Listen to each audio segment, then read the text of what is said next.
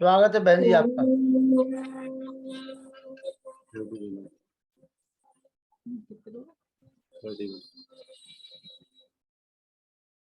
शन्नो मित्रः शं वरुणः शन्नो भवत्वर्यमा शन्न इन्द्रो बृहस्पतिः शन्नो विष्णुरुक्रमः। नमो ब्रह्मणे नमस्ते वायो त्वमेव प्रत्यक्षं ब्रह्मासि त्वामेव प्रत्यक्षं ब्रह्म वदिष्यामि ऋतं वदिष्यामि सत्यं वदिष्यामि तन्मामवतु तद्वक्तारमवतु अवतु माम् अवतु वक्तारमवतु। ॐ शान्ति शान्ति शान्तिः।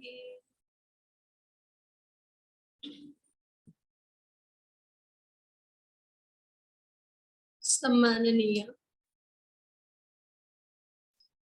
पुरुषोत्तम मुनि जी, इस कार्यक्रम के सूत्रधार श्रद्धेय भ्राता श्री लखनलाल आर्य जी, राकेश आर्य जी तथा अन्य समस्त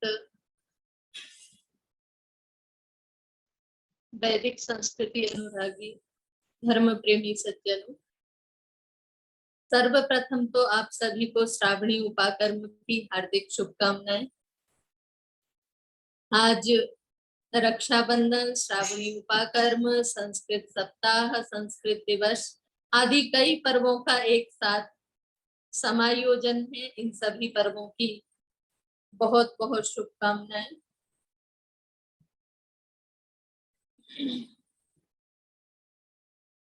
हमारी संस्कृति, भारतीय परंपरा, भारतीय समाज उत्सव प्रधान समाज है।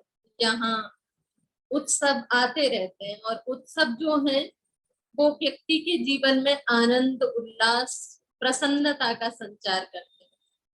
व्यक्ति को व्यक्ति से, परिवार से जोड़ते हैं। जब उत्सव होता है तो व्यक्ति अपनी जो प्रसन्नता है, खुशी है, उसको अभिव्यक्त करने के लिए परिवार को खोजता है, समाज को खोजता है। उन्हीं उत्सवों की परंपरा में, भारतीय संस्कृति में उत्सवों के साथ में कुछ ना कुछ नियम, मर्यादाएं, कुछ तप, कुछ व्रत, उपचर्या जैसे शब्द जो हैं जुड़े हुए। हम जो भी उत्सवों या त्योहार इनको मनाते हैं तो इनके साथ में कोई ना कोई तप, व्रत, उपचर, उपाकर्म आदि कुछ ना कुछ जुड़ा रहता है, उनका पालन करते हैं। जैसे कि ये जो पर्व है हमारा, ये है श्रावणी उपाकर्म। इसे हम श्रावणी उपाकर्म के नाम से जानते हैं और लोक में हम इसे रक्षाबंधन कहते हैं। श्रावणी उपाकर्म इसीलिए कहते हैं क्योंकि ये श्रावण मास में आता है और श्रावण जो है वो श्रवण नक्षत्र से श्रावण बनता है। यानी इस महीने का जो नक्षत्र है वो श्रवण है और उसके कारण से इसको श्रावणी मास जो है नाम पड़ गया। एक ऐसा भी कहते हैं कि श्रवण का तात्पर्य है सुनना, यानी सुनने से श्रावण। भारतीय परंपरा में ऐसी मान्यता रही है कि ऋषि मुनि वर्षा काल में, क्योंकि भारतीय संस्कृति, भारतीय समाज जो है वो कृषि प्रधान समाज रहा है, तो आश्रमों से चल करके शहरों में, नगरों में आश्रय लेते थे। तो उस कारण से जो है उनका प्रवचन, वेदोपदेश आदि चलते थे। इसी कारण से आज भी जो है हमारे समाजों में श्रावणी जो है पर्व के रूप में वेद सप्ताह के कार्यक्रम आयोजित किए जाते हैं। वेद सप्ताह मनाया जाता है श्रावणी पर्व के उपलक्ष्य में। तो ये जो पर्व है जिसको हम श्रावणी पर्व कह रहे हैं, रक्षाबंधन कह रहे हैं, इसका क्या महत्व है, क्या स्वरूप, इस पर थोड़ा सा विचार करने की आवश्यकता है। अब जैसे कि मैंने कहा कि श्रावणी का संबंध जो है श्रवण से, सुनने से, और श्रावणी उपाकर्म का सीधा सीधा संबंध स्वाध्याय से। स्वाध्याय का भारतीय संस्कृति में बहुत बड़ा महत्व है। जब योग दर्शन में पतंजलि ऋषि ईश्वर प्राप्ति की बात करते हैं, योग की बात करते हैं, तो वहां पर 3 तत्वों का उल्लेख करते हैं: तपः, स्वाध्याय, ईश्वर प्रणिधानानि क्रिया योग। तप, स्वाध्याय और ईश्वर प्रणिधान को क्रिया नाम से कहा है। दूसरा, जब नियमों की चर्चा करते हैं अष्टांग योग के अंतर्गत, यम, नियम, आसन, प्राणायाम, प्रत्याहार, धारणा, ध्यान, समाधि में, तो नियमों में भी स्वाध्याय शब्द को करते हैं। शौच, संतोष, तप, स्वाध्याय, ईश्वर प्रणिधान। यानी इससे पता चल रहा है कि स्वाध्याय का जीवन में कितना बड़ा महत्व है। क्रिया योग यानी ईश्वर प्राप्ति, किन क्रियाओं को करके हम ईश्वर प्राप्त कर सकते, ईश्वर की प्राप्ति कर सकते हैं, तो वहां पर भी तप को, स्वाध्याय को, ईश्वर प्रणिधान को माना है। और दूसरा, नियम हमें क्या क्या करना चाहिए, तो वहां पर शौच है, संतोष है, तप है, और तप के बाद में पुनः स्वाध्याय को ले लिया है कि जीवन में स्वाध्याय का नियम होना चाहिए, नियम पूर्वक स्वाध्याय होना चाहिए। और जहां पर स्वाध्याय की चर्चा करते हैं व्यास महर्षि पतंजलि, वहां पर लिखते हैं स्वाध्यायात इष्ट देवता संप्रयोग। स्वाध्याय से जो है इष्ट देवता की प्राप्ति होती है। अब वो इष्ट देवता कौन है? इष्ट देवता के साथ में हमारी संयुक्ति हो जाती है, मिलन हो जाता है। वो इष्ट देवता, क्योंकि पूरा का पूरा योग दर्शन ईश्वर प्राप्ति पर आधारित है, तो इष्ट देव हमारा ईश्वर है। ईश्वर के साथ में स्वाध्याय जो है जोड़ने का माध्यम बनता है। और वहीं पर कहते हैं स्वाध्यायाद योगमासीत योगा स्वाध्याय मामने, स्वाध्याय योग संपत्तिया परमात्मा प्रकाशते। स्वाध्याय से तो योग को सिद्ध करना है और योग से स्वाध्याय को सिद्ध करना है, दोनों एक दूसरे पर आश्रित हैं, जुड़े हुए। और जब स्वाध्याय और योग दोनों मिल जाते हैं तो परमपिता परमात्मा का प्रकाश हो जाता है, ईश्वर का साक्षात्कार, ईश्वर का दर्शन हो जाता है। तो हम इस श्रावणी उपाकर्म को देखें, श्रावणी के पर्व को देखें, तो इससे सीधा सीधा संबंध जो है पठन पाठन से निकल करके आ रहा है। यानी श्रावणी यानी पठन पाठन का पर्व, विद्या का पर्व। और यहीं से जो है वेद अध्ययन का क्रम प्रारंभ होता है, श्रावणी उपाकर्म से ही, ये श्रावण की पूर्णिमा से ही। और वो वेद अध्ययन का क्रम शुरू होने का तरीका क्या है? आज के दिन आप में से बहुतों ने यज्ञोपवीत बदले होंगे। मुझे लगता है प्रायः सभी ने यज्ञोपवीतों का परिवर्तन किया होगा। और जो गुरुकुलों में नए ब्रह्मचारियों का, ब्रह्मचारिणियों का प्रवेश हुआ है, उनके यज्ञोपवीत संस्कार हुए। जो यज्ञोपवीत संस्कार है, उपनयन संस्कार है, ये संस्कारों की परंपरा में 10वां संस्कार है।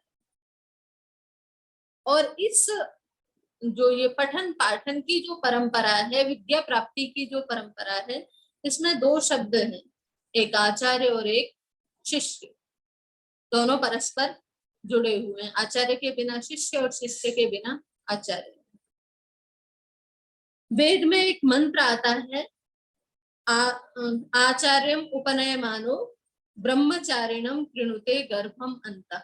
आचार्य उपनयन करता हुआ ब्रह्मचारी को अपने गर्भ में, गर्भ के अंदर ले लेता।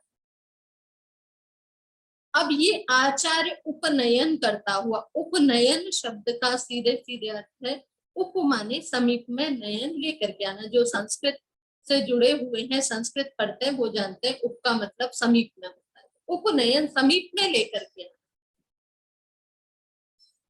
और समीप में ला करके क्या करता है? कृणुते गर्भमंता, अपने गर्भ में जो है उसको धारण कर ले।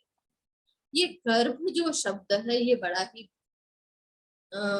विचित्र शब्द है, क्योंकि जब माता अपने गर्भ में संतान का पालन करती है उस समय वो कितनी सावधानी से उस गर्भ का संरक्षण करती है, उसका ध्यान रखती है, अपने खाने पीने उठने सोने जागने अपनी प्रत्येक क्रिया पर सावधान होती है, जिससे मेरा गर्भस्थ शिशु पर कोई विपरीत प्रभाव ना पड़े।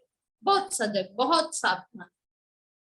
एक प्रकार से कहें तो पूरी तपस्या का काल होता है उनका 9 मास का। और आचार्य ब्रह्मचारी को जब तक अपने गर्भ में रखता है तब तक जो है उतनी ही सजग, उतनी ही सावधानी से, और कहें तो उससे भी ज्यादा सावधानी के साथ में रहे। ये उपनयन जो शब्द है ये दो के बीच में संबंध स्थापित करता है, और जब जहां पर कहीं पर भी दो का संबंध स्थापित होता है वहां पर कुछ नया निर्माण होता है। यहाँ आचार्य और शिष्य का संबंध स्थापित हो रहा है, तो यहाँ नया क्या बन करके आ रहा है, यहाँ द्विज की उत्पत्ति होती है, द्विज का निर्माण होता है। जो ब्रह्मचारी है, जो गुरु के पास में आया है, वो द्विज बन करके बाहर निकलता है, द्विज के रूप में जो है उसका निर्माण होता है। माता पिता जब मिलते हैं, माता पिता दोनों के संयोग से जो है बालक के भौतिक शरीर का निर्माण होता है। अब जब बन ही चुका है, शरीर बन चुका है, तो आचार्य उसको क्या बनाएगा, क्या बना करके निकालेगा? तो आचार्य जो बना करके निकालता है, जो दूसरा जन्म कहते हैं द्विर जायते इति द्विजः, दोबारा से उत्पत्ति। वो दोबारा से उत्पत्ति किसकी? वो दोबारा से उत्पत्ति है उसके मन की, अंतःकरण की। अब यहाँ आप एक प्रश्न कर सकते हैं कि मन तो पहले से ही है, आचार्य कैसे मन का निर्माण? आचार्य मन का निर्माण नहीं करता, पर आचार्य मन को संस्कारित करता है, आचार्य मन को विद्या युक्त करता है, आचार्य मन को संस्कारों से युक्त करता है। ये विद्या से जो युक्त करना है, संस्कारों से जो युक्त करना है, विवेकी जो बनाना है, मानव जीवन के उद्देश्य को जो बताना है, यही है द्विज की निर्मित, द्विज बना। जब पूर्ण गर्भ काल में रहता है तो वो द्विज बन करके निकलता है। हम अपने मनुष्य जीवन के उद्देश्य को भी देखें तो त्रिविध दुःखत्यंत निवृत्ति रत्यंत पुरुषार्थ है, या और दूसरी सरल भाषा में कहें तमसो मां ज्योतिर्गमय है। हम प्रतिदिन प्रार्थना भी करते हैं, हे प्रभु हमें अंधकार से प्रकाश की ओर ले चलो। तो यानी जो द्विज जो बन रहा है, यहाँ पर अपूर्व की उत्पत्ति होगी। अब जब अपूर्व की उत्पत्ति होगी तो अपूर्व यानी जो पहले से नहीं है, यानी कुछ नया बन करके निकलेगा। वो नया क्या, उस नए को कौन बनाने वाला है? क्योंकि पहला जो शरीर बन के आया उसको तो माता पिता करने वाले हैं, वो नया जो उत्पत्ति करने वाला है वो है आचार्य। इसीलिए यास्काचार्य आचार्य का निर्वचन करते हुए कहते हैं आचारम ग्राहयतीति आचार्य, जो आचरण का ग्रहण करवाता है वो आचार्य। आचिनोति बुद्धिम, जो बुद्धि का, बालक की बुद्धि में किन किन तत्वों को धारण करना है, कैसे कैसे उसका आचरण महान बनेगा, कैसे कैसे उसके अंदर विद्या पुष्पित पल्लवित होगी। आचिनोति अर्थात जिन जिन विषयों का, पदार्थों का उसके अंदर चयन होना चाहिए, जिससे उसका जीवन निरोग स्वस्थ सानंद अपने जीवन के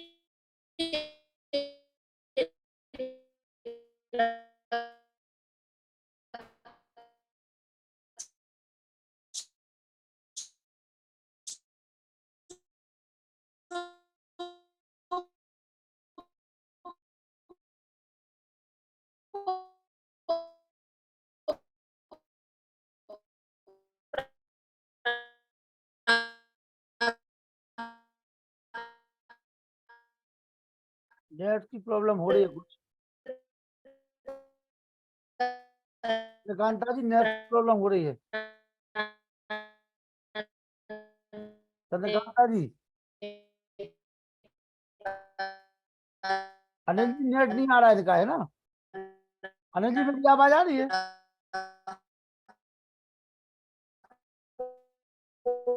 अनिल जी मेरी आवाज आ रही? जी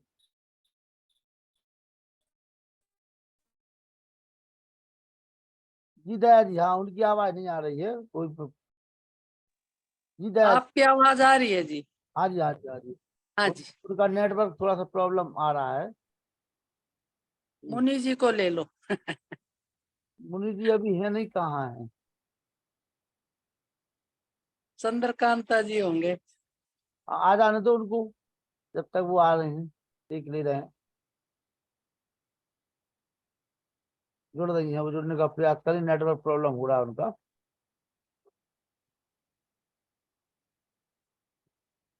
चलिए आइए, तब तक आप ही आ जाइए दया जी। ओम। ओ आइए। आदरणीय चंद्रकांत माता जी ने परसों गुरुग्राम सत्संग सभा में बहुत ही अच्छा श्रावणी पर्व के ऊपर बोला था। अगर आदरणीय आचार्य जी नहीं जुड़ पाते हैं तो आदरणीय चंद्रकांता जी उपलब्ध हों तो वो बहुत अच्छा कार्यक्रम हमारे लिए रहेगा।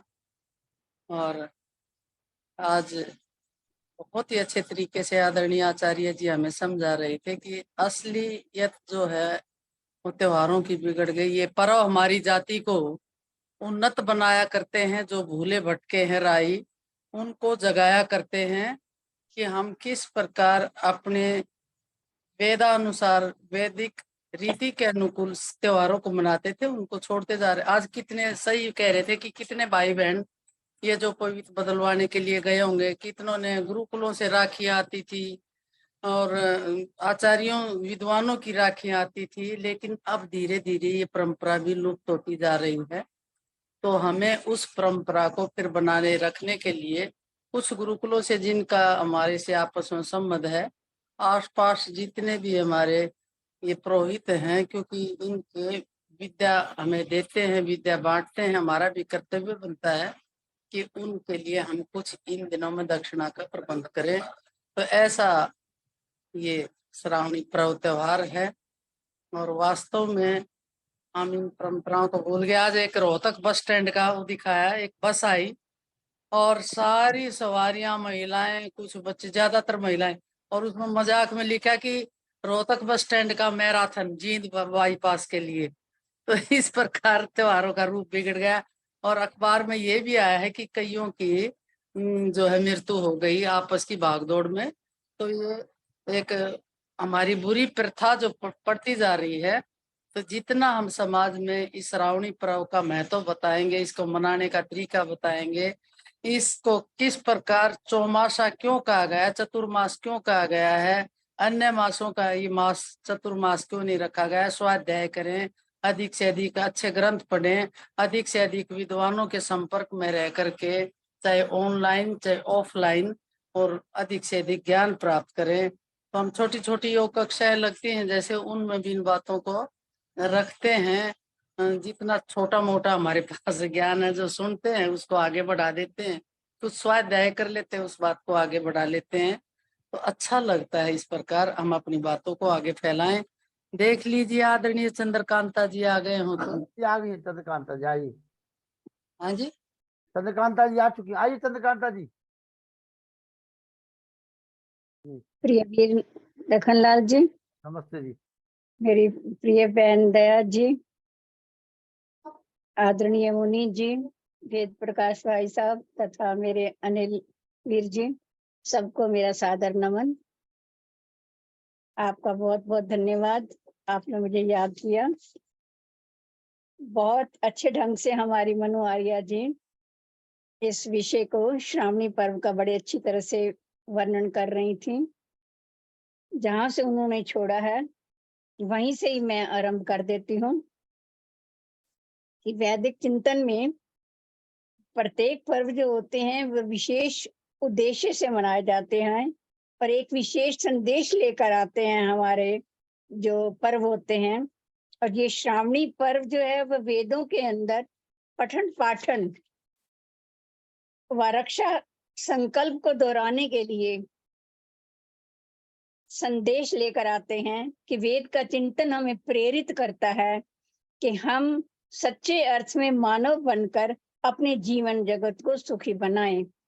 उन्होंने उपनयन का भी वर्णन किया था, तकरीबन वो पूरा बता चुकी हैं कि गुरु अपने शिष्यों का इस पर्व पर उपनयन करके अपने गुरुकुल में प्रवेश भी दिलाते हैं और एक प्रकार से वो अपने पास सानिध्य में रखकर, अर्थात अपने जैसे माँ अपने गर्भ में रखकर बच्चों का लालन पालन उन्नति उनकी वृद्धि होती है उसके खान पान से, इसी प्रकार आचार्य की शिक्षा भी उनका भोजन है। एक तरह का आचार्य की शिक्षा से विद्यार्थी जो हैं वो एक बड़े चरित्रवान बनकर बाहर निकलते हैं और द्विज बनकर निकलते हैं और उसके अनुसार वो अपने संसारिक कार्यों को आगे उम्र में जाकर, गृहस्थ आश्रम में जाकर या वानप्रस्थ में जाए, जहां भी जाए तो उसके अनुसार अपना जीवन व्यतीत करते हैं। मेन लक्षण तो यही है कि वेद ज्ञान जो है वो प्रभु की कल्याणी वाणी है, हमें इसको नहीं भूलना चाहिए। वेद ज्ञान का श्रवण करना तो बहुत ही अच्छी बात है। इसी ज्ञान से मानवता सुखी, शांत और आनंदित हो सकती है। वेद का चिंतन जो है वो केवल प्राणी मात्र के लिए नहीं है, केवल प्राणी मात्र के लिए नहीं है, जड़ वस्तुएं जो है ना उसके ऊपर भी प्रभाव पड़ता है। क्योंकि जब हम घर में यज्ञ करते हैं और हमारी चारों दिशाएं जो हैं उस कमरे की सुगंधित हो उठती हैं, तो यज्ञ की दीवार की ईंट ईंट में से सुगंध प्रस्फुटित होती है। तो क्यों होती है? क्योंकि उसके अंदर हवा को ग्रहण करने की शक्ति होती है मिट्टी के अंदर। तो इस प्रकार वो सुगंधित वातावरण बन जाता है, तो पूरा वायुमंडल तो पहले ही शुद्ध हो जाता है। यज्ञ के अंदर, अग्नि अंदर इतनी शक्ति है कि वो शुद्ध करती है, और किसी देवता के अंदर इतनी शक्ति नहीं है जितनी अग्नि देवता के अंदर शुद्ध करने की शक्ति है, दुर्गुणों को दूर करने की शक्ति है। तो इसलिए वेद का चिंतन, वैदिक चिंतन जो हमें विचार देता है कि जीवन को हम सुंदर बनाएं, उत्तम बनाएं, पवित्र बनाएं, श्रेष्ठ बनाने का मार्ग हमें वेद दिखाता है। तो श्रावणी उपाकर्म इन्हीं वैदिक विचारों के प्रचार प्रसार का ही पर्व है। मनु जी आवाज आ रही है? जी, आई आइए। ये आपको समस्या नहीं- मेरी तरफ से हो रही थी क्या? हाँ आइए आइए। नहीं, आपकी तरफ से हो रहा था गड़बड़। जी, आइए।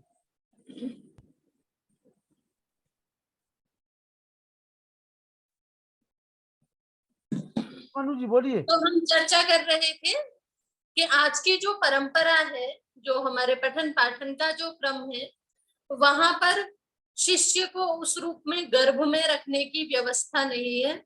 वहां कुछ समय के लिए विद्यार्थी विद्यालय में आता है और पुनः अपने घर चला जाता है। तो वहां शिक्षक का जो केवल प्रयोजन है वो शिक्षा देने मात्र से है, सिलेबस कंप्लीट कराने से है। आचरण की शिक्षा से उसका कोई संबंध है नहीं। और जो विद्या का जो प्रयोजन है, विद्या ददाति विनयम, वो पूरा नहीं होता है। आचार्य चाणक्य भी कहते हैं, शुश्रूषा श्रवण ग्रहण धारण ऊहा विज्ञान ऊहा पोह तत्वाभिनिविष्ट बुद्धिम विद्या विनयति ने तरफ। यानी जिसके अंदर सुनने की इच्छा है, जो सेवा करना चाहता है, सुन करके आचार्य के सामीप्य में रहेगा, सानिध्य में रहेगा, आचरण को सुधारेगा। क्योंकि प्रत्येक गर्भ का मतलब होता है शिष्य के, विद्यार्थी के प्रत्येक क्रियाकलाप पर दृष्टि। आचिनोति अर्थान आचिनोति बुद्धिम आचारम ग्राहयति, जो है जब वो पूरा विद्या प्राप्ति के काल में जब पूर्ण होकर के वहां से निकलता है तो पूर्ण विद्या विनय संपन्न होता है। उसका आचरण, उसका व्यवहार, परिवार समाज में कैसे आचरण करना है, कैसे रहना है, कैसे किसके साथ में संबंध स्थापित करना है, इन सब चीजों को जो है वहां से सीखता है। वर्तमान की शिक्षा में आचरण की शिक्षा का बिल्कुल अभाव है। हमारे दो प्रकार के संबंध होते हैं, एक रक्त का संबंध होता है, दूसरा विद्या का संबंध होता है। विद्या के संबंध के लिए शिष्य जो बालक है वो अपने आप को गुरु को समर्पित कर देता है। अपनी जो परंपरा है, वैदिक परंपरा है, यहाँ पर छात्र या बड़े भी जो जिज्ञासु होते हैं वो 3 समिधाएं लेकर के गुरु के पास में जाते हैं। और वो 3 समिधाएं हमेशा शुष्क होती है। तो समिधाएं एक इच्छा का प्रतीक है कि मेरे अंदर जानने की, सुनने की तीव्र इच्छा है, बस उसमें आवश्यकता है आपको अग्नि प्रदीप्त कराने की। आप अग्नि स्वरूप हैं आचार्य, और मैं समिधा रूप में हूँ। आपका सामिप्य, आपका सानिध्य मुझे प्राप्त होगा तो मेरे अंदर से भी प्रकाश प्रस्फुटित होगा, समाज को, राष्ट्र को, परिवार को और मेरे जीवन को वो प्रकाशित कर पाएगा। इसीलिए समिधाधान करते हैं, और समिधाधान करते हुए कहते हैं ओम शुश्रवः शुश्रवासि यथा तुमग्ने तेजस्वी ब्रह्मवर्चस्वी अन्नादो अहम भूयासम। हे अग्नि, जैसे अग्नि का तात्पर्य आचार्य, हे अग्नि जैसे, अग्नि को भी आचार्य कहते हैं, आचार्य को यम भी कहते हैं, मृत्यु भी कहते हैं, क्योंकि वो अपने आप को भी मारता है और विद्यार्थी के अंदर जो कुसंस्कार हैं, अविद्या है, बुरी आदतें हैं, उनको भी मारता है। इसीलिए आचार्य का एक नाम यम है। जो कठोपनिषद है वहां पर यमाचार्य और नचिकेता का जो संवाद है वो वास्तव में आचार्य ही है, मृत्यु के रूप में, यम के रूप में जो है वहां उसका वर्णन है। तो वो जो यमाचार्य है, जो आचार्य है, उससे प्रार्थना करता है कि आप मुझ समिधा को स्वीकार कीजिए, मेरी समिधा को स्वीकार कीजिए। आपके अंदर तेज है, ब्रह्म वर्चस्व है, आप उन सब चीजों से मुझे भी युक्त कर दीजिए। और जब यज्ञोपवीत संस्कार करते हैं तो वहां पर कुछ क्रियाएं होती हैं। आचार्य ब्रह्मचारी से प्रश्न करता है, को नामासी, तुम कौन हो? कस्य ब्रह्मचारी ऐसी, तो ब्रह्मचारी समर्पण के साथ में स्वीकार करता है कि मैं आपका ब्रह्मचारी हूँ, आपके शिष्यत्व को मैं स्वीकार कर रहा हूँ, आज से मैं आपके शिष्य के रूप में आपके पास में रहूंगा। तो ये जो 3 समिधाएं हैं ये समर्पण की सूचक है, द्योतक है। ब्रह्मचारी हमेशा आचार्य के पास या ऋषि मुनियों के पास में जिज्ञासु व्यक्ति समिधाएं लेकर के ही जाता है। आचार्य गर्भ में धारण करने की प्रतिज्ञा कर रहा है तो आचार्य वहां अपने आप को, स्वयं को भी तैयार कर रहा है।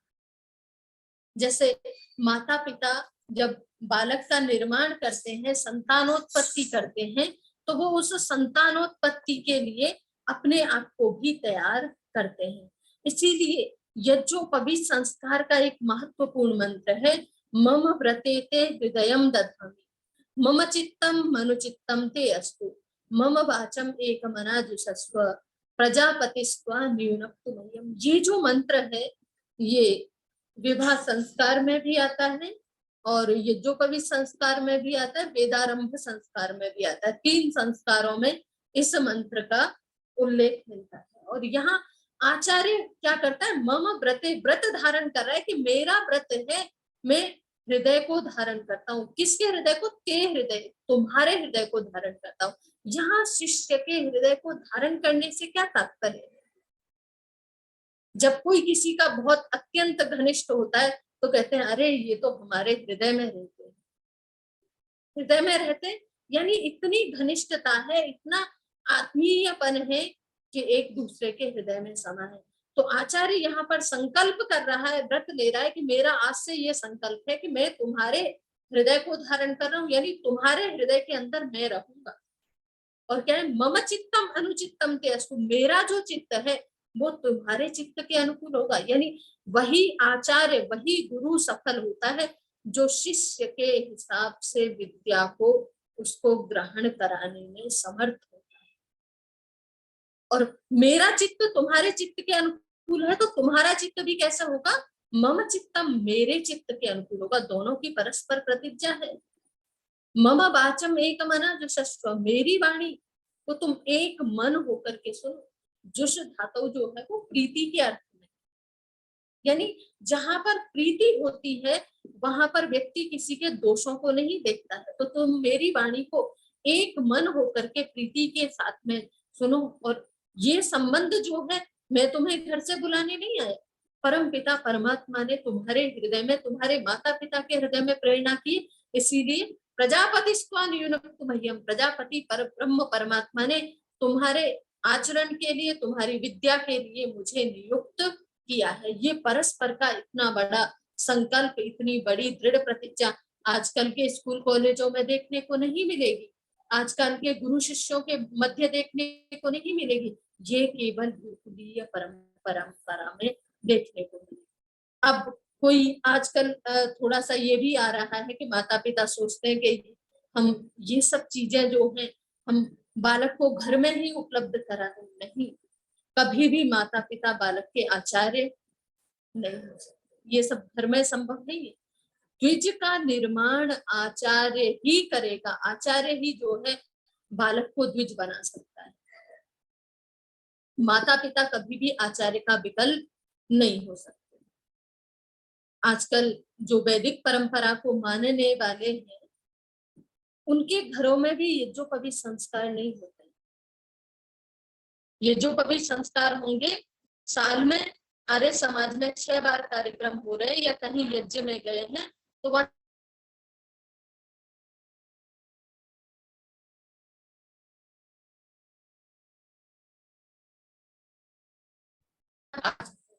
पुनः जागरूक हो रहे हैं। कुछ माता पिता वो करवाते हैं अपने बच्चों का ये जो कभी संस्कार। हम पुनः अपने छात्रों का, अपने बच्चों का ये जो कभी संस्कार कराएं अपने घरों में। हम गुरुकुल में नहीं भेज सकते, पर उनका ये जो कभी संस्कार कराएं अपने घरों में। उन आचार्यों को बुलाएं जिनसे उनका ये जो कभी संस्कार कराए।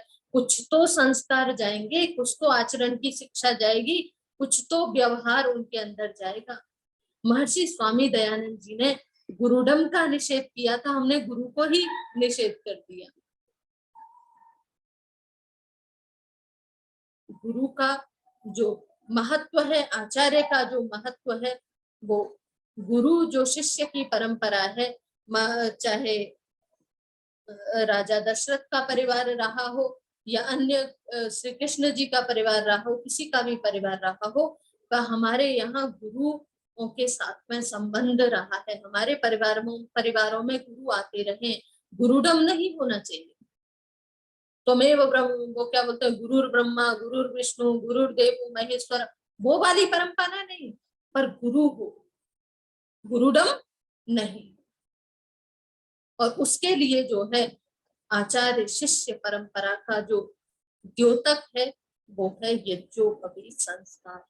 यज्ञोपवीत संस्कार का जो मंत्र है, ओम यज्ञोपवीतम परमं पवित्रम प्रजापतेर्यत् सहजम पुरस्तात् आयुष्य मुग्रम प्रतिमुंच शुभ्रम यज्ञोपवीतम बलमस्तु तेजः।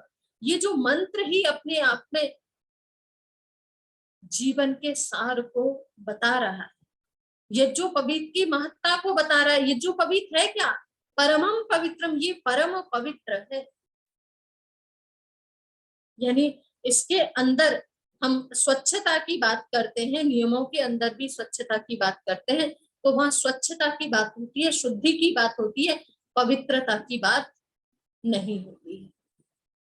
तो ये यज्ञोपवीत जो है ये अंदर से पवित्र करने का, हमारे विचारों को, हमारे भावों को, हमारी अभिव्यक्ति को, हमारे संस्कारों को पवित्र करने वाला है। और इस यज्ञोपवीत का जो संबंध है वो प्रजापतेर्यत् सहजम पुरस्तात्, प्रजापति परब्रह्म परमात्मा के साथ में है। जब से इस सृष्टि की निर्मिति हुई तभी से यज्ञोपवीत भी है, साथ में ही ये बना है। हम कहते भी है ना, जब कोई यज्ञोपवीत किसी को धारण करवाता है तो उस समय कहता है ये संकल्प का प्रतीक है, इसमें 3 धागे हैं, ये 3 ऋणों का प्रतीक है, ये 3 दुखों का प्रतीक है। यानी कर्तव्य, हमें क्या करना है क्या नहीं करना है, इसका बोध यज्ञोपवीत करवाता है। तो ये क्या है, सृष्टि की आदि से ही जुड़ा हुआ है, परब्रह्म परमात्मा के साथ में ही इसकी, जब परब्रह्म परमात्मा ने सृष्टि की निर्मिति की तभी से जो है इसका संबंध है। 3 प्रकार के जो है हम स्नातकों की चर्चा सुनते हैं। विद्या स्नातक, व्रत स्नातक और विद्या व्रत स्नातक। जो विद्या स्नातक है वो वहां केवल पढ़ने का संबंध है, जो व्रत स्नातक है वहां संकल्प का संबंध है, और विद्या व्रत स्नातक में संकल्प और विद्या दोनों का संबंध है। तो ये जो यज्ञोपवीत जो है ये संकल्प और विद्या का दोनों का समन्वय है, दोनों को साथ में लेकर के चलने वाला है। जब यज्ञोपवीत लेते हैं तो यहाँ क्या है, प्रजापतेर्य सहजम यज्ञोपवीतम परमम पवित्रम, परम पवित्र है ना, और परम पवित्र होने के लिए क्या करना पड़ता है, हमें संकल्प धारण करने पड़ते हैं। इसीलिए हम नित्य प्रति शयनकालीन मंत्रों में बोलते हैं तन्मे मनः शिव संकल्पमस्तु, मेरा जो जीवन है वो शिव संकल्पों वाला हो, शिव संकल्प मेरे जीवन में बंधे हुए। और हम संध्या में भी बोलते हैं, पहले तो ओम वाक वाक, ओम प्राणा प्राणा, ओम चक्षु चक्षु आदि करते हैं, फिर उसके बाद में बोलते हैं ओम भू पुनातु शिरसि, ओम वह पुनातु नेत्रयो, ओम स्वह पुनातु कंठे। एक एक अंग को लेकर के हम पवित्र करने की बात कर रहे हैं। यहाँ पवित्रता एक चीज है और बल दोनों की कामना की गई है कि मेरे अंदर मेरी जो इंद्रियां हैं उनके अंदर उनका सामर्थ्य कार्य करने की क्षमता तो हो ही, बल तो हो ही, साथ में मेरी ये इंद्रियां, इनमें पवित्रता भी है। और पवित्रता कब आएगी, जब हम यज्ञोपवीत का धारण करेंगे तब हमारे अंदर पवित्रता। एक है भगवान श्री कृष्ण जी के जीवन से हम सब परिचित हैं। उनके जीवन में एक घटना आती है,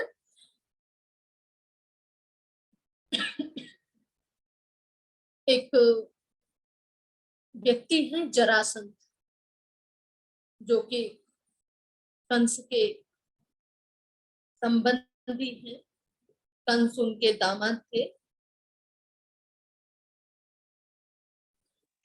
उसके कारण से जो है जरासंध जो है वो संघवादी व्यवस्था के, आजकल जिसको कहें कि एक मात्र छत्रपति जो है राजा बनना चाहते हैं, जो वैदिक व्यवस्था के विपरीत एक व्यवस्था है। बहुत सारे राजाओं को उन्होंने हटा दिया, जनपद जो व्यवस्था थी उसको नष्ट करके एकमात्र जो है राजा बन रहे थे। तो उस व्यवस्था का निराकरण करने के लिए अर्जुन और भीम के साथ में मिलकर के भगवान श्री कृष्ण जरासंध की नगरी में जाते हैं और जरासंध का वध करते हैं। उसके बाद में भगवान श्री कृष्ण जरासंध के स्थान पर उसके पुत्र को ही वहां का राजा बना देते हैं। श्री कृष्ण चाहते तो स्वयं भी वहां के राजा बन सकते थे, पर नहीं। गुरुकुलीय शिक्षा में पले बड़े होने से, आचार्य गर्गाचार्य के द्वारा उपनीत होने के कारण से उनकी अंतःकरण की जो पवित्रता थी, उन्होंने उस कार्य के लिए उनको प्रेरणा नहीं की, और उन्होंने उस जो लोभ जो उनके मन में हृदय में आना चाहिए था वो नहीं आया, और उन्होंने उस राज्य पाठ को, क्योंकि भगवान श्री कृष्ण कहीं के राजा नहीं थे, द्वारका के भी राजा नहीं थे, वो कोई उनका राज्य नहीं था। वो चाहते तो वहां का राजा बन करके बैठ सकते थे, पर नहीं, क्योंकि अंतःकरण की पवित्रता थी। और दूसरी तरफ हमारे पास में दूसरा उदाहरण भी है। युधिष्ठिर के राजसूय यज्ञ को देख करके दुर्योधन इतना व्याकुल हो जाता है, वहां की संपत्ति को देख करके इतना ईर्ष्यालु हो जाता है, उसके मन में तुरंत जो है लोभ आ जाता है, और वो वहीं से योजना बनाता है इस संपत्ति पर मेरा कैसे अधिकार हो और कैसे इनको यहाँ से राज्य से हटाया जाए। तो ये पवित्रता को जो लाने वाला है, हमारे अंदर से काम क्रोध लोभ मोह आदि जो संस्कार है, इनको जो हटाने वाला है वो यज्ञोपवीत है। यानी संस्कार, प्रत्येक संस्कार में कर्तव्य और अकर्तव्य का भी साथ साथ उपदेश दिया जाता है। जब बच्चे को यज्ञोपवीत संस्कार दिया जाता है, वेदारंभ किया जाता है, तो वहां उसको उपदेश दिया जाता है, दिवा मां स्वापसी, दिन में मत सो, देव पितृ कार्याभ्याम मां प्रमदितव्यम, देव और पितरों के कार्यों में प्रमाद नहीं करना है, गुरु की सेवा करनी है, विद्या पढ़ने में आलस्य प्रमाद नहीं करना है। इस प्रकार के उसको क्या करना है, श्रृंगार नहीं करना है, शैया पर नहीं सोना है, जो जो करने हैं और जो जो नहीं करने हैं उनका उपदेश होता है। और इन चीजों को, इन संकल्पों को विद्यार्थी धारण करता है और इनको धारण करके ही जो है उसके जीवन में पवित्रता आती है। जब तक संकल्प नहीं होंगे, जब तक बंधन नहीं होगा, तब तक पवित्रता नहीं होगी। इसीलिए ये रक्षाबंधन भी है, यहाँ पर भी बंधन है, यानी बंधने की प्रतिज्ञा है। जब तक हम किसी के साथ में बनेंगे नहीं तो हमारा जुड़ाव, हमारा लगाव, हमारी उन्नति नहीं होगी। जब तक शिष्य गुरु के साथ में बंधेगा नहीं, संकल्प को धारण नहीं करेगा, तब तक जो है उसकी पवित्रता नहीं होगी। यज्ञोपवीत यज्ञ करने का अधिकार प्रदान करता है, और ये अधिकार ऐसे ही नहीं आता है, संकल्प के साथ में आता है, क्योंकि वो परम पवित्र है। और यज्ञ जो है पवित्र है, मेद्यो वही यज्ञ, मेद्य बोलते हैं पवित्र को, पवित्र यज्ञ पवित्रतम है, तो उसको करने का अधिकारी भी पवित्रतम ही होगा। और वो पवित्रतम की पात्रता है अपने यहाँ यज्ञोपवीत। यज्ञोपवीत आजकल नहीं, जैसे हवन में बैठे वहीं आचमन किया और यज्ञोपवीतम परमम पवित्रम बोला और धारण कर लिया, वो यज्ञोपवीत नहीं। यज्ञोपवीत विद्या की परंपरा के साथ में जुड़ा हुआ है, उपनीत होता है, जिसने उपनीत हुआ है, जिसने संकल्पों को धारण किया है, व्रतों को धारण किया है, जिसने देव यज्ञ, ब्रह्म यज्ञ, पितृ यज्ञ आदि यज्ञों को करने का संकल्प लिया है, वही उस यज्ञ को करने का अधिकारी होता है। नहीं तो जिसका यज्ञोपवीत संस्कार नहीं होता है उसको तो शूद्र बोलते हैं, उसको समाज से बहिष्कृत कर दिया जाता है। आज तो सारे ही शूद्र घूम रहे हैं। आगे जो यज्ञोपवीत है वो मंत्र कहता है आयुष्यम। ये जो यज्ञोपवीत है ये आयु को बढ़ाने वाला है। अब आप सोचेंगे आयु को कैसे बढ़ाएगा, यज्ञोपवीत धारण करने से हमारी आयु कैसे बढ़ेगी। एक बालक जब यज्ञोपवीत धारण करता है तो तब का संकल्प करता है, निरोगी रहने के लिए पुरुषार्थ करता है, जैसा जैसा आचार्य उसकी दिनचर्या बनाता है, जैसा शास्त्रों में कथन किया गया है, वो उसके हिसाब से जीवन जीता है तो दीर्घ जीवी होता है। अल्पायु में मरना पाप की निशानी है, ये अभिशाप है, क्योंकि व्यक्ति अपने पूरे जीवन में भोग के पदार्थों को इकट्ठा करता है। अब जब दीर्घ अल्पायु में मर जाएगा तो उन भोग के पदार्थों को भोगेगा कब। ये संसार जो मिला है वो भोगापवर्गार्थम ही तो है, भोग करो और अपवर्ग को प्राप्त करो। जब तक भोग नहीं भोगेगा, भोगों से विरक्त नहीं होगा, तब तक अपवर्ग की तरफ कैसे बढ़ेगा। अपवर्ग की तरफ तो तभी बढ़ पाएगा जब प्रयास होगा, प्रयत्न होगा, तप होगा, जीवन में स्वाध्याय होगा। और कहा प्रतिमुंच शुभ्रम, ये यज्ञोपवीत जो है प्रतिमुंच मुक्ति कराने वाला है, बंधनों से छुड़ाने वाला है। हम जब यज्ञोपवीत के बारे में व्याख्या करते हैं तो वहां पर कहते हैं इसमें जो 3 धागे हैं ये 3 ऋणों के सूचक हैं, 3 दुखों के सूचक हैं, यानी 3 ऋण जो हैं इनसे मुझे मुक्त होना है। ये जो 3 दुख हैं जिनको हम आदि दैविक, आदि भौतिक, आध्यात्मिक दुख कहते हैं, यानी दुनिया भर के जितने भी दुख हैं वो सारे के सारे दुख इन्हीं के अंतर्गत समाहित हो जाते हैं। इन 3 दुखों से मुक्ति देने वाला, छुड़ाने वाला जो हेय है, जो त्याज्य है, हेयम दुखम अनागतम, जिससे हम बचना चाहते हैं, धूप से बचना चाहते हैं, सर्दी से बचना चाहते हैं, घर का निर्माण करते हैं, मार्केट में जा रहे हैं, छाता ले रहे हैं, बारिश आ गई, गर्मी हो गई तो हम उससे बचे। तो जो हेय है जिससे हम बच सकते हैं, ऐसे उन दुखों से बचने की जो प्रेरणा है, जो संकल्प है, वो यज्ञोपवीत है, वो दुखों से बचाता है, छुड़ाता है। क्योंकि हर समय यज्ञोपवीती व्यक्ति को संकल्प ध्यान रहता है, ये यज्ञोपवीत कंधे पर पड़ा हुआ प्रेरणा करता है तुझे 3 दुखों से छूटना है, और उसके लिए फिर प्रयास भी करता है, पुरुषार्थ भी करता है। और बलमस्तु तेजः, शारीरिक आत्मिक मानसिक बल को देने वाला है। जब एक बालक आचार्य के निर्देशन में रहता है तो आचार्य जैसे जैसे कहता है लौकी खानी है तो खानी है, कोई विकल्प नहीं है, करेला खाना है तो खाना है। एक बार हमारे साथ में जब हम नए नए गुरुकुल में गए थे, तोरई की सब्जी बनी। एक तो बच्चों को पहले ही पसंद नहीं होती, ऊपर से उसमें नमक की जगह उस दिन खाना सोडा पड़ गया। आचार्य जी का आदेश था सब्जी खत्म करनी है तो वो सब्जी खत्म करनी है, उसको हम छोड़ नहीं सकते थे। हम बहुत सारी चीजों को नहीं खाते थे, यहाँ तक कि मैं अपना बता रही, मैं दूध नहीं पीती थी, घी नहीं खाती थी, मट्ठा नहीं पीती थी, और आज के समय में सब कुछ खाती हूँ। क्योंकि वहां शुरू शुरू में तो उन्होंने जबरदस्ती खिलाया पिलाया, लेकिन वो एक अच्छी जो है दिनचर्या बनी, आज वो जीवन के अभिन्न। तो आचार्य ये नहीं देखता है कि बालक को अच्छा लग रहा है, नहीं, आचार्य ये देखता है बालक का शारीरिक बल कैसे बढ़ेगा, बालक का मानसिक बल कैसे बढ़ेगा, बालक का आत्मिक बल कैसे बढ़ेगा।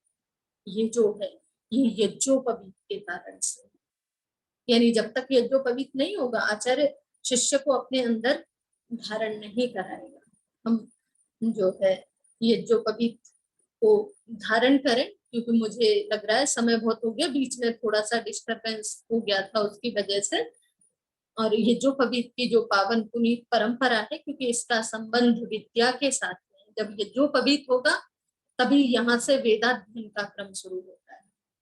पहले ये जो पवित्र संस्कार, फिर वेदारंभ संस्कार, वेदों को पठन पाठन की जो व्यवस्था है यहीं से प्रारंभ होती है। इसीलिए ये जो श्रावणी उपाकर्म का जो पर्व है, ये वेद विद्या का पर्व है, वेदों को पढ़ने का पर्व है।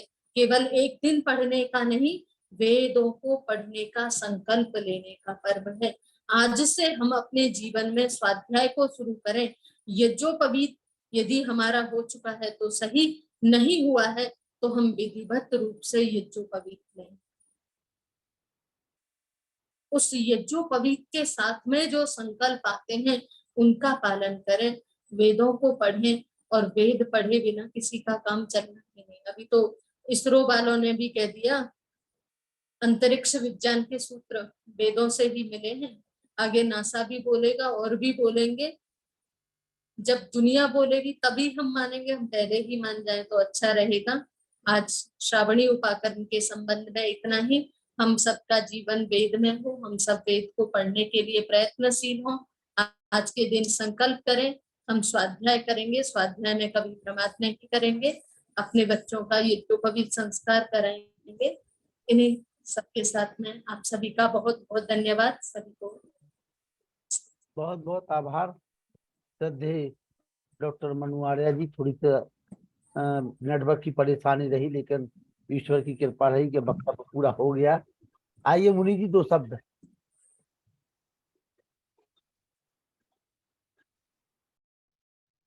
मुनि जी, दो शब्द। ओम ओम। वही अरे ओम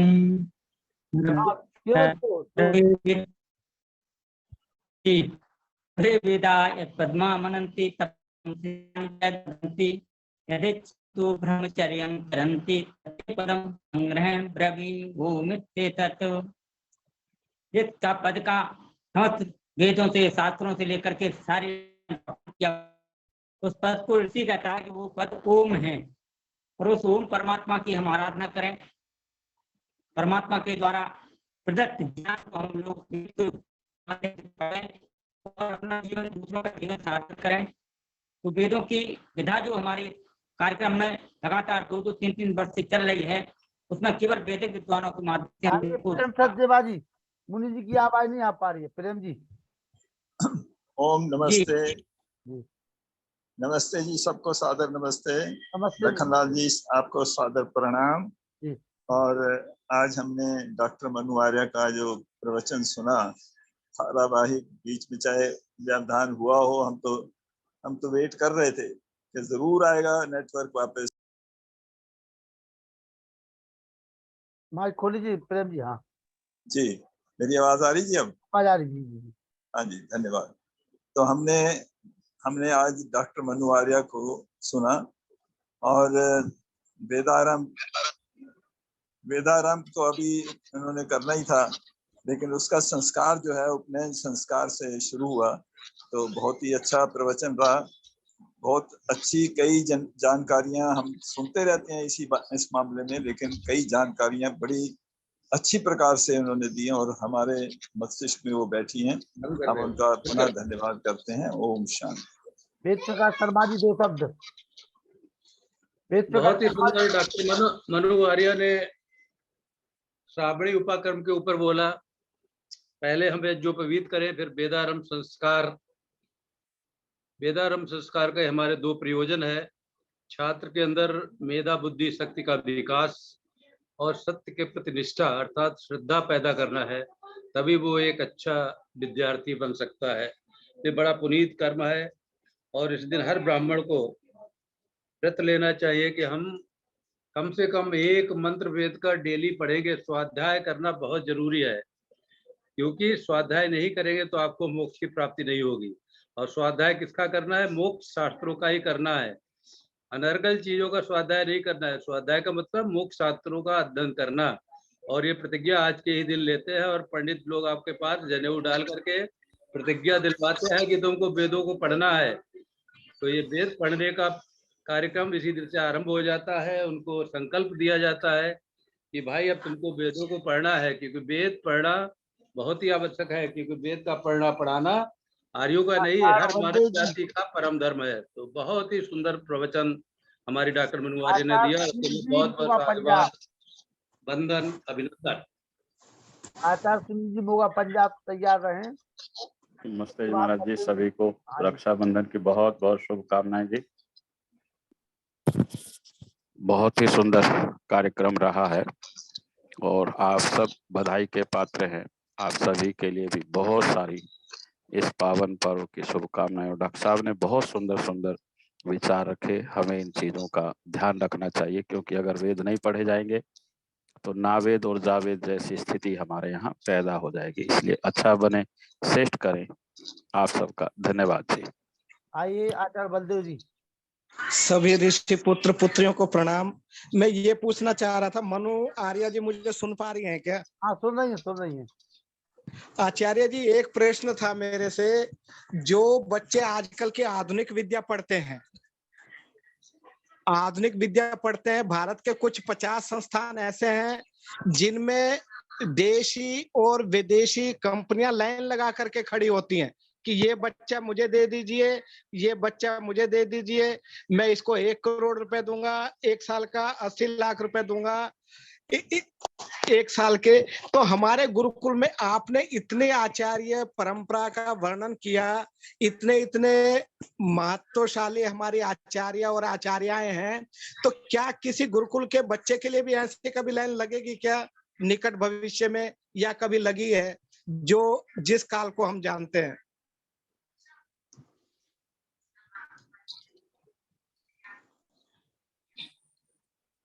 देखिए, अभी तक तो उस प्रकार की व्यवस्था नहीं रही है, लेकिन निकट भविष्य में जिस प्रकार से संस्कृत का भविष्य आ रहा है, मुझे लगता है निश्चित ही ऐसा कुछ होगा। या हम ऐसे देखें जैसे अभी उत्तर प्रदेश में पीछे जो असिस्टेंट प्रोफेसर की जो वैकेंसी आई थी, उसमें अधिकतर पदों पर गुरुकुल की बालक बालिकाओं का चयन हुआ है। जितने भी गुरुकुल से पढ़े हुए थे उनका ज्यादातर चयन जो संस्कृत के पद के लिए ना मैम, आचार्य जी संस्कृत के पद के लिए। देखिए, 1835 से पहले का यदि आप भारत का इतिहास उठा करके देखते हैं तो प्रत्येक पद पर जो है गुरुकुल के बालक बालिकाएं ही होते थे, क्योंकि हमारे यहाँ की पठन पाठन व्यवस्था ही यही थी। आजकल की परिवेश में व्यवस्थाएं बदली हैं, पर जिस प्रकार से संस्कृत की आज भी उपादेयता बढ़ रही है, संस्कृत को जैसे अन्य विषयों के साथ में जोड़ करके देखा जा रहा है। यानी हम अपने विश्व विज्ञान को ले लें, जंतु विज्ञान को ले लें या यंत्र विज्ञान को ले लें, किसी भी प्रकार का जो भी हमारे यहाँ साइंस चल रहे हैं या समाज के ह्यूमैनिटीज के जो विषय चल रहे हैं, संस्कृत का हर एक के साथ में संबंध है। और वो दिन मुझे ज्यादा दूर नहीं लग रहे हैं। जैसे न्यू एजुकेशन पॉलिसी आई है, उसमें भी संस्कृत की बहुत बड़ी महत्ता है। यानी सारे विषय संस्कृत के अंदर हैं। बस आवश्यकता उनको ये है कि हम वर्तमान समय के हिसाब से उनको थोड़ा सा व्यवस्थित कर पाए, समाज के लिए उस प्रकार से प्रस्तुत कर पाए। संस्कृत वाले जागरूक हो रहे हैं, इस विषय में कर रहे हैं, तो मुझे लगता है कुछ ना कुछ तो होगा ही। ये पर उसके अन्न लिए प्रयास, पुरुषार्थ हमें सबको ही करना होगा। गुरुकुलों की जैसी हमारी आजकल की व्यवस्था है, जैसे उस गुरुकुलों के पास में संसाधन है, उन संसाधनों में, उन व्यवस्थाओं में गुरुकुल वाले लगे हुए हैं। क्योंकि आप जानते हैं गुरुकुल पूरे के पूरे दान पर आश्रित है, और दान कितना मिल पाता है उससे बच्चों का, जो वहां रह रहे हैं, उनका भरण पोषण हो जाए उतना ही बहुत पर्याप्त होता है। मतलब वो भी बड़े संघर्ष के साथ में वो लोग करते हैं, उतने में वो इतने हमारी परंपराओं आचार्य को जी एक सुरक्षित किए प्रश्न, हुए। जी आचार्य जी एक प्रश्न, जो ये डीपीएस स्कूल वगैरह है, दुनिया 10-10 लाख रुपए डोनेशन लेने के लिए तैयार है ABCD सीखने के लिए। हमारे यहाँ ऐसा कब होगा? माने एक प्राइमरी में उसके लिए एडमिशन के लिए, देखिए और उसमें आप जो कह रहे हैं हम भरण पोषण की भी दिक्कत है, तो हमें राजाश्रय नहीं मिल पा रहे हैं ना। और मैं पहले भी नहीं था। भी हरियाणा में पढ़ाता हूँ। 6ठी के बाद संस्कृत की जगह 45 सब्जेक्ट रख रखे हैं सरकार ने। कोई आर्य समाज आंदोलन नहीं करता, कोई गुरुकुल वाले आंदोलन नहीं करते, और संस्कृत वालों को हेडमास्टर नहीं बनाते। माने कितनी बड़ी विडंबना है। जितना हम वेदों से लेकर के आज तक हम कहते आ रहे हैं, पर सरकार तो नहीं सुनती शायद हम लोगों की। देखिए मुझे और यदि ये श्लोक सरकारें याद भी आ नहीं रहा है सुनती, जी, वो श्लोक पूरा नहीं याद आ रहा, पर मैं उसको बात बताती हूँ। देखो हाँ बलि जी, जो हाँ जी। है वो हाथी की नहीं दी जाती, ना ही बलि जो है शेर की दी जाती। हाथी की बलि नहीं देता, ना शेर की बलि देता।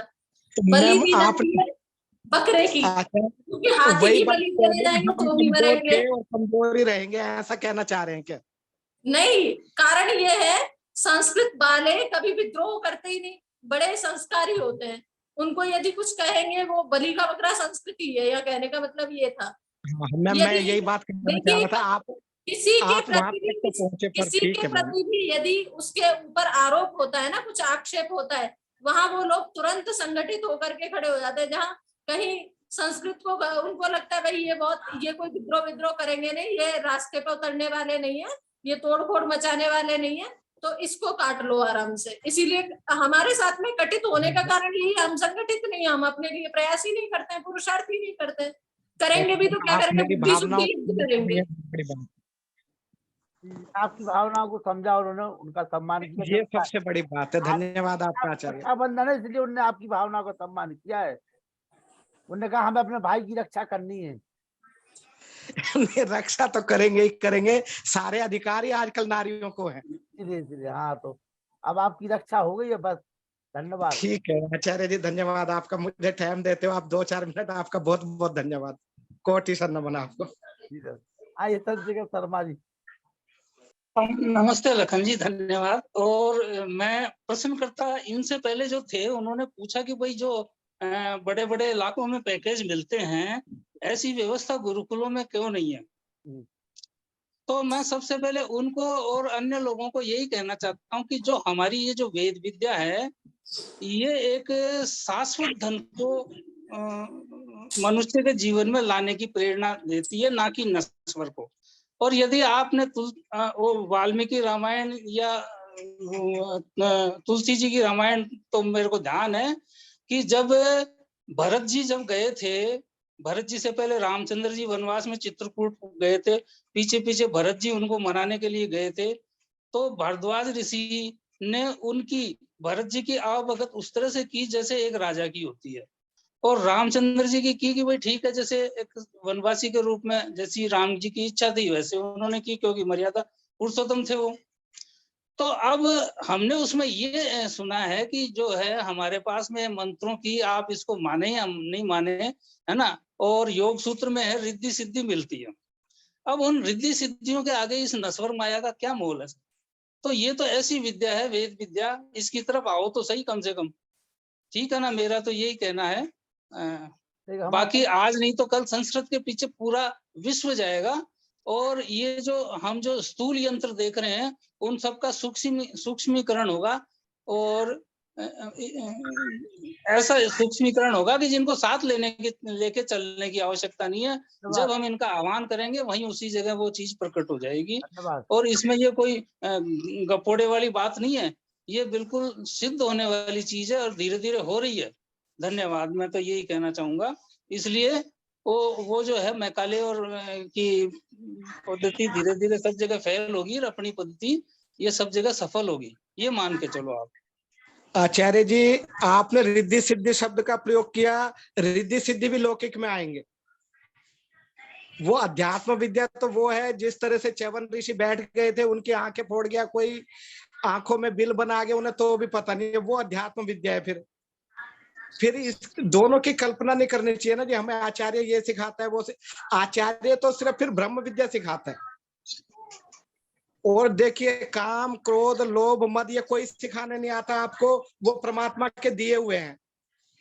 नहीं, जैसे अभी इन्होंने बताया ना कि आचार्य, ये डॉक्टर साहब ने बताया कि हम पहले चारों पुरुषार्थ करें। भाई ब्रह्मचर्य आश्रम है, फिर गृहस्थ आश्रम है, फिर उसके बाद वानप्रस्थ है। यानी जीवन के भोग जब तक आप भोगोगे नहीं, संपत्ति जब तक अच्छे लोगों के पास नहीं होगी, तो उसका सदुपयोग करेंगे वो, और सदुपयोग करेंगे तो अच्छे विचार फैलाएंगे, अच्छे आचरण से लोग। आपने सर दोनों बातें मिला दी, एक परा विद्या एक अपरा विद्या है। रिद्धि सिद्धि ये भौतिक विद्या है, और फिर आप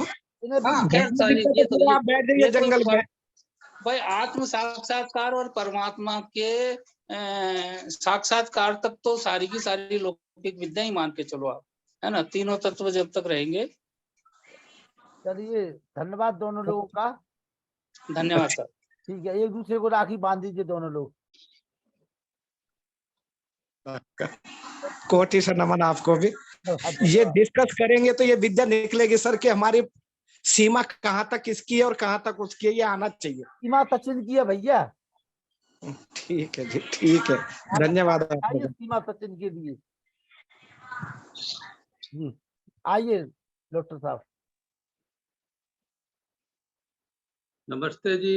नमस्ते जी, आइए। सत्यता यह है कि आजकल टेक्नोलॉजी का जमाना है, विशेष ज्ञान को ही विज्ञान कहते हैं। जब तक आप टेक्नोलॉजी में आगे नहीं होंगे तो आप भौतिक संसार में बहुत पीछे रह जाएंगे। तो इसके लिए विज्ञान को पढ़ना और अनुसंधान करना, जो कि पश्चिमी लोग निरंतर करते रहते हैं, लेकिन हमारे यहाँ ना आयुर्वेद के ऊपर कुछ हुआ अनुसंधान, ना विमान विद्या के ऊपर अनुसंधान हुआ। इसमें हम बहुत पीछे रह जाते हैं, हम अनुसंधान नहीं करते, और जब तक हम अनुसंधान नहीं करेंगे हम आगे नहीं बढ़ सकते। ये बात आप समझ लें, चाहे कितने भी वेद शास्त्र पढ़ लें, तो भौतिक जगत में आप बिल्कुल पीछे रहेंगे। और जब पैसा होगा तो आपको बहुत सी चीजें मिल जाएंगी, आपको ज्ञान भी मिल जाएगा। तो यथार्थ बात आपको मानना पड़ेगी कि आपकी टेक्नोलॉजी नहीं है, और हमारे जो पूर्वज थे जिनके पास टेक्नोलॉजी थी वो सब जला दी गई। अब उनको आगे कोई पढ़ने वाला नहीं, आयुर्वेद में कोई विकास करने वाला नहीं। वही चरक संहिता और वही श्रुत संहिता वही पढ़ते, उसमें कोई रिसर्च नहीं हो रही, वो वैसे ही बनी है। पर हम खुश हो लेते हैं कि भाई उसमें प्लास्टिक सर्जरी थी, लेकिन आयुर्वेद में कोई प्लास्टिक सर्जरी नहीं करता। लेकिन जो मॉडर्न वाले हैं वो निरंतर अभ्यास करते हैं और एक दूसरे को विदाउट कंजर्वेटिव माइंड से सबको देते रहते हैं। ये हमारा मेन मानना है। हर एक को विज्ञान तो पढ़ना ही पड़ेगा, अगर आपको पढ़ना पड़ेगा। और साइड में ये हमको कहते हैं होलिस्टिक अप्रोच। तो परा विद्या और अपरा विद्या दोनों है। तो परा विद्या आपको मोक्ष की तरफ ले जाएगी, लेकिन अपरा विद्या इस जीवन में रहने के लिए आपको अभ्युदय की प्राप्ति करने के लिए विज्ञान जरूर पढ़ना पड़ेगा, ये आप समझ लें। वरना संस्कृत का ज्यादा फ्यूचर बहुत ज्यादा नहीं है, फ्यूचर सिर्फ पराविद्या प्राप्त करके मुक्त प्राप्त करने के लिए है। और जब तक आपको जिंदा रहना है 100 वर्ष तक, तब आपको धन की आवश्यकता होगी, और धन आपको विज्ञान की या टेक्नोलॉजी के थ्रू ही मिलेगा। बहुत बहुत धन्यवाद। अब शांति पाठ करते हैं, आ जाओ। शांति अंतरिक्षम शांति पृथ्वी शांति शांति रौषधया शांति वनस्पतया शांति विश्वे देवा शांति ब्रह्म शांति सर्वं शांति शांतिरेव शांति शामा शांति रेधि। ओम शांति शांति शांति। जो बोले सो भय, सत्य सनातन वैदिक धर्म की जय। गुरुवर विजानंद की जय। योगेश्वर ऋषि दयानंद की जय। मर्यादा पुरुषोत्तम श्री रामचंद्र की जय। योगेश्वर श्री कृष्णचंद्र की जय। पंडित लेख राम की जय। स्वामी श्रद्धानंद की जय। स्वामी आत्मानंद की जय। भारत माता की जय। गौ माता की रक्षा हो, पालन हो, आर्य समाज अमर रहे, वेद की ज्योति जलती रहे, ओम का झंडा ऊंचा रहे, आर्यों के महाकुंभ और भारत को समझो अभियान की जय। ध्वनि ओम। वैदिक अभिवादन सबको नमस्ते जी। ओम सर्वेभ्यो नमः। सभी को सादर नमस्ते। शुभरात्रि। मुलाकात होगी आपसे। नमस्ते जी, सभी को सादर नमस्ते। शुभकामनाएं। नमस्ते सभी को। शिवरात्रि।